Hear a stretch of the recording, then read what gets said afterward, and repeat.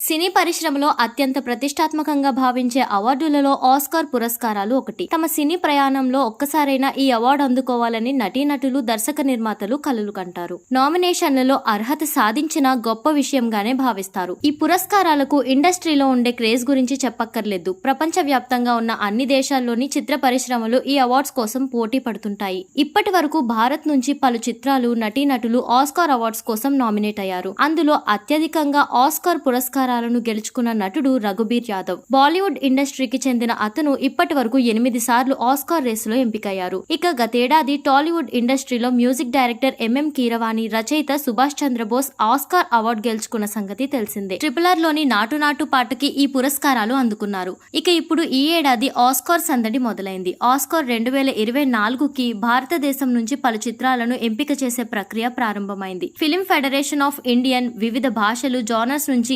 22కి పైగా ఎంట్రీలను అందుకుంది. చిత్ర నిర్మాత గిరీష్ కాసరవల్లి నేతృత్వంలోని 17 మంది సభ్యులు జ్యూరీ వాటిని చెన్నైలో సమీక్షిస్తోంది. తుది ఎంపికపై త్వరలో ప్రకటన వెలువడే అవకాశం కూడా ఉంది. ఇక ఈసారి ఆస్కార్ అవార్డు కోసం పంపబడిన చిత్రాలలో మొత్తం 12 సినిమాలు ఇప్పుడు చూద్దాం. ది స్టోరీ టెల్లర్ హిందీ, సంగీత పాఠశాల, శ్రీమతి Chatterjee versus Norway, donkey, 12th fail, విడుదలై పార్ట్ 1, ఘూమర్, దసరా, జ్విగాటో, రాకీ ఔర్ రాణికి ప్రేమ్ కహాని, కేరళ కథ, 2018. మరిన్ని సినిమాలు ఇదే జాబితాలో వాల్వి, గదర్ 2, అబ్ తో సబ్ భగవాన్ భరోస్, బాప్ లియోక్ వంటి చిత్రాలు ఉండే అవకాశం లేకపోలేదు. గతంలో 1957 ఉత్తమ అంతర్జాతీయ చలనచిత్రం నామినేట్ అయిన సంగతి తెలిసిందే. మదర్ ఇండియా, సలాం బాంబే, లగాన్ చిత్రాలు మాత్రమే నామినేట్ అయ్యాయి.